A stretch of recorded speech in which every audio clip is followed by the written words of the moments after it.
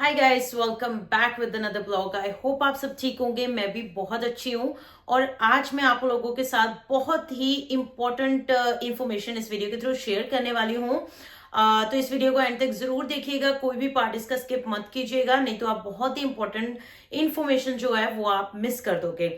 तो आप लोगों को जैसे पता है कि आजकल कनाडा की सिचुएशन जो है वो कुछ बहुत ज्यादा अच्छी नहीं चल रही। कनाडा की सिचुएशन, आई मेंट टू से कि जॉब मार्केट की अगर बात करें तो जॉब मार्केट इतनी अच्छी नहीं है। काम बहुत ज्यादा स्लो रखे हैं, जॉब्स बहुत ही कम लोगों को मिल रही हैं। इनफैक्ट स्टूडेंट्स तो बहुत ज्यादा जो है दिक्कत में है इस टाइम पे, क्योंकि पार्ट टाइम जॉब्स नहीं मिल रही हैं। तो ऐसी जब सिचुएशन होती है उस टाइम पे आप क्या कर सकते हो? ऑब्वियसली कोई भी इंसान खाना नहीं छोड़ सकता, उसको खाने के लिए ग्रोसरी भी चाहिए, उसको रेंट भी चाहिए, उसको सब कुछ चाहिए। ये तो थी नॉर्मल चीजें। तो अब मैं इस वीडियो में जो आपको बताने वाली हूँ वो ये है कि आप गवर्नमेंट से पैसे कैसे ले सकते हो, या फिर आपकी कौन कौन सी ऑप्शंस रहती हैं। आप क्या कर सकते हो ऐसे सिनेरियो में अगर आपकी जॉब चली गई है, या फिर आपको कंपनी ने निकाल दिया है, या फिर आपको मतलब पहले कहीं जॉब करते थे बट अभी आपको जॉब नहीं मिल रही है, तो आप अपना खर्चा कैसे निकाल सकते हो, जो आप क्या कर सकते हो इन सिचुएशंस में। तो आज मैं आप लोगों को इस वीडियो में बताऊंगी। तो ज्यादा टाइम वेस्ट ना करते हुए फटाफट से वीडियो की तरफ आगे बढ़ते हैं। बट वीडियो को स्टार्ट करने से पहले मैं आपको रिक्वेस्ट करना चाहती हूँ कि चैनल पे नए आए हो तो चैनल को सब्सक्राइब, वीडियो को लाइक एंड शेयर जरूर कर देना। अगर मेरे साथ अपॉइंटमेंट बुक करना चाहते हो, किसी चीज को लेकर कोई डिस्कशन करना चाहते हो, तो डेफिनेटली आप मेरे साथ अपॉइंटमेंट बुक कर सकते हो, जिसका लिंक आपको मेरे डिस्क्रिप्शन बॉक्स में मिल जाएगा और उसका लिंक आपको मेरी इंस्टाग्राम की बायो में भी मिल जाएगा। अब फटाफट से वीडियो की तरफ आगे बढ़ते हैं।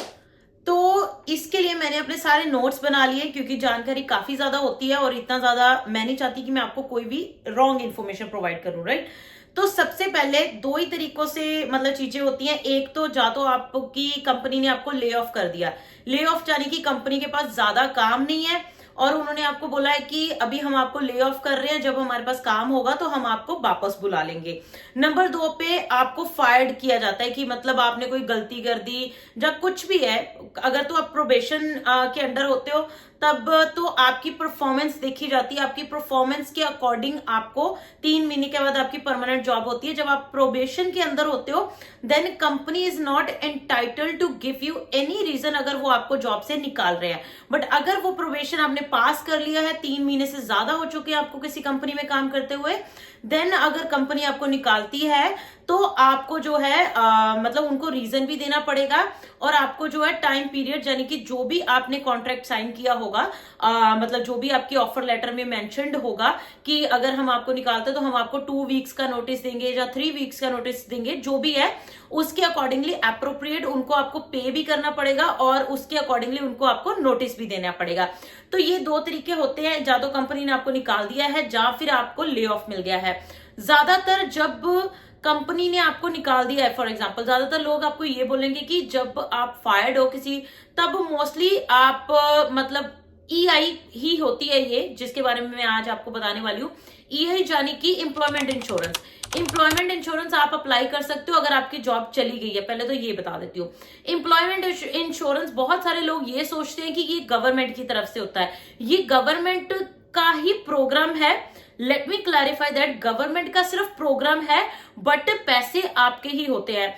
जब आप जॉब कर रहे होते हो तब आप हर महीने अपना ईआई जो है कटवाते हो, मतलब अपना ईआई आपका कुछ पोर्शन होता है जो ऑटोमेटिकली आपकी कंपनीज आपके पे चेक में से काट के आपको बाकी का पे चेक पे करती है। तो आपकी कुछ अमाउंट ऑलरेडी ईआई में जा रखी होती है। तो फॉर एग्जाम्पल कोई बंदा यहां से जितने भी सालों से है उसकी ईआई, वो अगर वो मतलब प्रॉपर वे में जॉब कर रहा था, कैश कुश पे जॉब नहीं कर रहा था। ऑब्वियसली अगर कैश पे जॉब करते तो आप obviously you are not eligible for EI. जब से आप प्रॉपरली फुली वर्क परमिट पे अपना सिन नंबर पे जॉब कर रहे हो और अच्छी कंपनी में जॉब कर रहे हो जो आपकी ईआई डिडक्शंस प्रॉपरली करते हैं, तब से आपकी ईआई जा रही है। और आपके आवर्स, इसके लिए आवर्स भी चाहिए होते हैं। ऐसा नहीं है कि आपने 1 महीना जॉब किया उसके बाद आप सोचो कि मैं ईआई अप्लाई कर दूं, ऐसा नहीं है। वो आपके आवर्स देखते हैं कि क्या आपके सर्टेन आवर्स हो चुके हैं। आवर्स किसी भी जॉब से हो सकते हैं, ऐसा नहीं है कि एक ही पर्टिकुलर जॉब से होने चाहिए। कितनी मर्जी जॉब से आपके आवर्स जो है कंप्लीट होने चाहिए, वो मैं आपको आगे चल के बताऊंगी कितने आवर आपको चाहिए, ठीक है। और अब थोड़ी सी बात कर लेते हैं कि आपको कितना पोर्शन मिलता है मैक्सिमम। अब हर एक की सैलरी अलग अलग होती है, कोई 1 लाख साल का कमा रहा है, कोई 1.5 लाख कमा रहा है, किसी की सैलरी सिर्फ 20-25 हजार ही है, ठीक है। तो मैक्सिमम अमाउंट जो आपको मिलता है, अब ये बाद में बताऊंगी किसको कितना मिलेगा, बट जो मैक्सिमम अमाउंट मिलता है वो सिर्फ 668 के आसपास मिलता है, ठीक है। इससे ज्यादा चाहे आप जितने मर्जी पैसे कमा रहे हो, चाहे कोई बंदा महीने का $10,000 कमा रहा है, तो ऐसा नहीं है कि उसको 10 का 10 मिल जाएगा, या फिर उसको जो है 5,000 मिल जाएगा, ऐसा नहीं है। वो सिर्फ आपको बेसिकली आपके पैसे हैं, बट फिर भी आपको मर मर के आपको लेने पड़ते हैं उनसे, ये मुझे अच्छी चीज नहीं लगती है। और दूसरी चीज ये है कि इसमें मतलब जैसे मैंने आपको बताया कि ऐसा नहीं है कि आपको 10,000 कमाते हो तो आपको ईआई पे चले गए तो आपको 5,000 मिल जाएगा, बिल्कुल नहीं। उसकी लिमिट होती है, उतने ही मिलेंगे। बेसिकली गवर्नमेंट आपको जो है सिर्फ खाने और रहने के जितने ही पैसे देती है कि आपका खाने का निकल जाए और आपका रहने का निकल जाए, और इतने के बीच में आप अपनी जो है नई जॉब ढूंढ लो, ठीक है। ये तो मैंने आपको बता दिया कि पैसे आपको कितने मिलेंगे, ओके। अब बहुत सारे लोग ये जानना चाहेंगे कि इसके लिए कौन कौन एलिजिबल हो सकता है, तो मैं let me clear that out.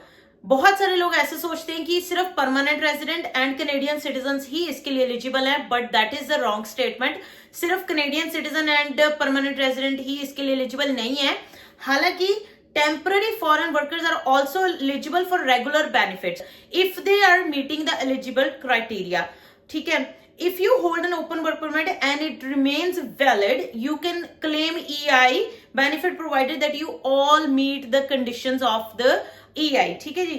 If you're on closed work permit, on the other hand, you can still file a claim, although there is a chance that your claim will be refused on your account of your work permit status being tied to the employer named of your work permit. That said, in some cases, temporary foreign workers or closed work permits have been successful in obtaining EI. अगर ये तो मैंने आपको बता दिया कि open work permit पे आप नॉर्मली रेगुलर बेनिफिट के लिए अप्लाई कर सकते हो अगर आपकी जॉब चली गई है, ठीक है। दूसरे नंबर पे कुछ लोग ऐसे हैं जो क्लोज्ड वर्क परमिट पे हैं। क्लोज वर्क परमिट में उन्होंने बोला है कि आप ऐसा नहीं कि अप्लाई नहीं कर सकते, आप अप्लाई कर सकते हो, बट देयर आर चांसेस कि आपका ईआई जो है कैंसिल हो जाए। But in some temporary foreign workers on closed work permit उनको सक्सेसफुली ईआई मिला भी है। तो डिपेंड करता है कि उस सिचुएशन के हिसाब से कि आपका एम्प्लॉयर कौन है। अब ये तो नहीं मेंशन किया कि वो कौन सी चीजें देखते हैं क्लोज वर्क परमिट वालों को ईआई देने के लिए, या कौन सी चीजें नहीं देखते हैं, बट इतना जरूर बोला है कि there are chances you might be able to get it और you might not get it. Another question, जैसे आपको पता है कि बहुत सारे ऐसे लोग हैं जो कनेडियन बेस्ड कंपनीज के साथ आउट ऑफ कनाडा से काम करते हैं। Those working for Canadian companies and based outside of Canada are entitled to EI. However, this does not apply if their job is covered by the employment insurance in the country in which they are working. अगर कहते जिस country में वो काम कर रहे हैं उस कंट्री में वो EI के लिए एलिजिबल हैं तो ये वर्क नहीं करेगा। बट कोई बंदा अगर कनेडियन कंपनीज के लिए काम कर रहा है बट वो आउटसाइड ऑफ कनाडा रहता है, then that person is also eligible for the EI। अब बात कर लेते हैं रिक्वायरमेंट्स की। ये तो पता चल गया कौन कौन अप्लाई कर सकता है। अब ये देख लेते हैं कि रिक्वायरमेंट्स क्या है। Have been employed in insurable employment, मतलब आप इंश्योरेबल एम्प्लॉयमेंट में एम्प्लॉयड थे। Have worked enough insurable hour during the qualified period of time, जो मैंने आपको पहले ही बता दिया। Have lost your job through no fault of your own. अब इसमें तो इन्होंने लिटरली मेंशन किया है कि आपका कोई फॉल्ट नहीं होना चाहिए। Have not had work and pay for at least 7 consecutive days in the last 52 weeks. मान लो आज आपकी जॉब गई है तो ऐसा नहीं है कि आप आज ही अप्लाई कर सकते हो, आपको 7 लगातार मतलब कंसेक्यूटिव डेज के 7 कंसेक्यूटिव डेज आपको वेट करना पड़ेगा, उसके बाद ही आप जो है अप्लाई कर सकते हो। Be ready, willing and capable of working each day, ये तो समझ में आ गया। Be in Canada in most cases and B actively looking for work, वो तो चलो सारे ऑब्वियसली ढूंढ ही रहे होते हैं क्योंकि जितने ही EI से पैसे मिलते हैं उतने में भाई गुजारा होने वाला नहीं है, बट स्टिल आपका जो है खर्चा पानी थोड़ा बहुत जो है निकल जाता है। Better than nothing obviously. If your employment is insurable employment, your employer is legally required to deduct EI premium from your pay. जो मैंने आपको पहले ही बता दिया कि जब आप जॉब करते हो तो आपकी EI आपके पेचेक में से कटनी चाहिए, then you will only be eligible for the EI. Free में कोई भी पैसा नहीं देता, ये तो आपको पता ही है. You should see the deductions listed on your pay stub. आप जब आपका पे स्टब आता है उसमें क्लियरली मेंशन होता है कि EI के इतने पैसे आपके पेचेक में से कटे हैं. ठीक है. The number of insurable hours you need to have work to qualify for regular benefits depend on the unemployment rate in your area and is usually between 420 and 700 hours of insurable employment. उन्होंने बोला कि जो hours हैं, जैसे मैंने आपको बोला कि आपके सर्टेन आवर्स कंप्लीट होने चाहिए, मैक्सिमम 700 आवर्स हैं, कम से कम 420 आवर्स आपके कंप्लीट आपकी जॉब पे होने चाहिए. एग्जैक्ट अगर आपको पता करना है तो आपको अपने लोकल सर्विस कनाडा में जाके पता करना पड़ेगा, क्योंकि हर एक एरिया का अलग अलग है. वो देखते हैं कौन से एरिया में कितना एम्प्लॉयमेंट रेट है, उसके हिसाब से ही पैसे मिलते हैं. अगर मान लो किसी एरिया में आप रहते हो जहां पे बहुत मतलब high employment rate unemployment rate है, तो हो सकता है कि आपको जो है पैसे कम मिले. ऑब्वियसली सबको देने पड़ते हैं तो कम ही मिलेंगे, राइट. तो आप अपने लोकल जो आपका सर्विस कनाडा है वहां पे जाके पता कीजिए कि आपको कितने आवर्स चाहिए in order for you to be eligible for the employment insurance. If you left your job voluntarily, that is quit, अगर आपने कोई जॉब क्विट कर दिया है, देन आप एलिजिबल नहीं हो EI के लिए.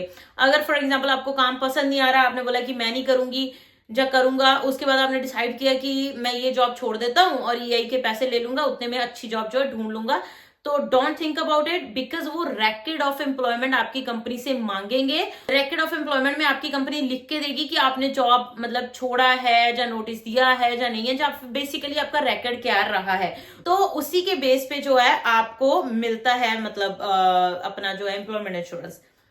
अब ये दो चीजें तो मैंने क्लियर कर दी. अब लास्ट थिंग इज आपको पैसे कितने मिलेंगे, ये सबके दिमाग में घूम रहा होगा. The amount of money you receive as EI will vary based on several factors, including your earning and unemployment rate in your region at the time of filling your claim. ठीक है. कहते कि आपके आवर्स के basis पे आपकी जहां पे आप लोकेलिटी है, जो भी आपकी जहां पे आप रहते हो एरिया जो आपका, उसमें अनएम्प्लॉयमेंट रेट के बेस पे आपको पैसे जो है डिपेंड करेगा कितने मिलेंगे. For the most, the basic rate for calculating EI is 55%.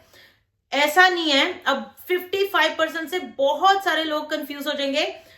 55 is the exact number obviously, but उनकी कोई हाई लिमिट भी होती है. ऐसा नहीं है कि जो बंदा 20,000 महीने का कमा रहा था उसको 10,000 से ऑलमोस्ट मतलब 10,000 50% हो गया, 20 का 10,000 हो गया 50%, तो ऐसा नहीं है कि उनको 10,000 मिलने लग जाएगा.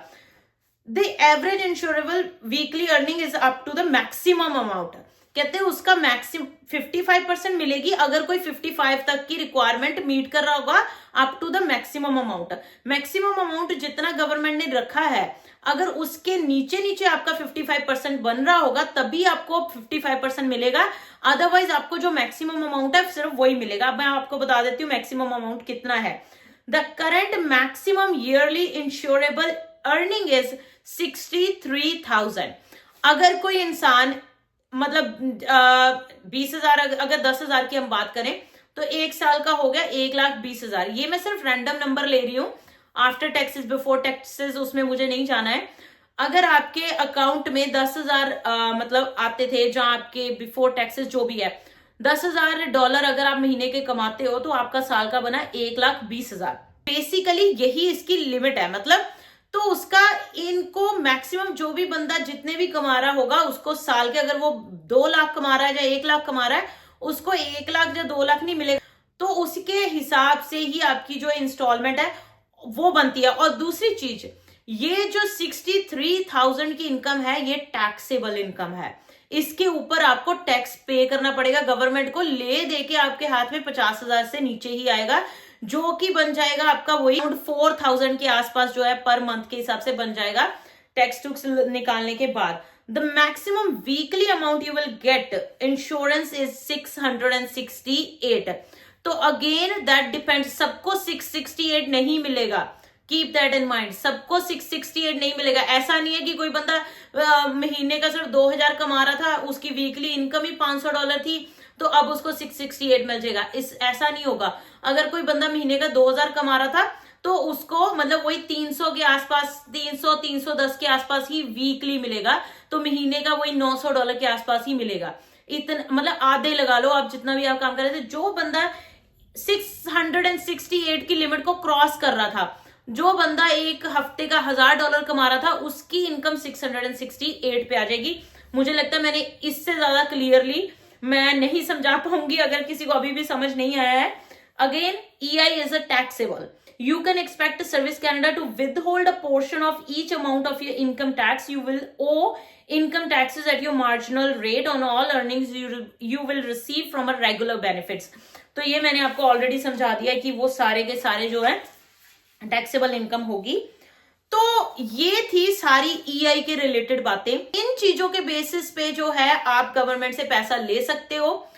अगर आपको लगता है कि आप एलिजिबल हो रहे हो इन चीजों के अंडर, तो डेफिनेटली अगर किसी की जॉब चली गई है, अगर उनको समझ में नहीं आ रहा है क्या करना है, और अगर आपको पता है कि आप आवर्स कंप्लीट कर चुके हो, अगर आपको लगता है कि मुझे नहीं पता है, मुझे समझ में नहीं आ रहा है कि मेरे आवर्स कंप्लीट हो चुके हैं या नहीं हो चुके हैं, तो आई वुड हाईली रेकमेंड कि आप अपने लोकल एरिया के सर्विस कैनेडा के पास जाओ, उनको पूछो कि मैं ऐसे ऐसे करके जॉब करती थी।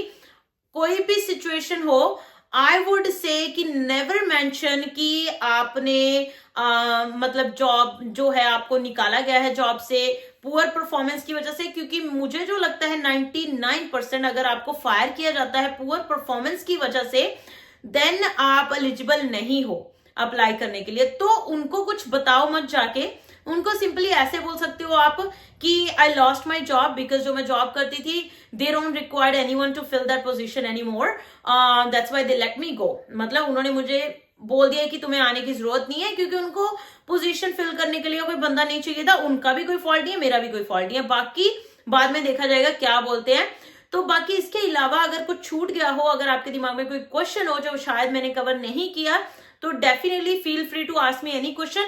अगर ऐसी ही कुछ और वीडियो आपको जाननी है तो डेफिनेटली आप मुझे कमेंट करके बता दिया कीजिए, तो फिर हम नेक्स्ट वीडियो में उस टॉपिक पे वीडियो बना लेंगे। That's all for today. Thank you so much guys for watching this video. I hope आज की वीडियो बहुत ही नॉलेजेबल लगी होगी। अगर लगी है तो वीडियो को लाइक एंड शेयर जरूर कर देना। चैनल पे नए आए हो तो सब्सक्राइब के बिना मत जाइएगा। Bye bye, take care. मिलते हैं अगले ब्लॉग में अगली वीडियो के साथ। Bye bye.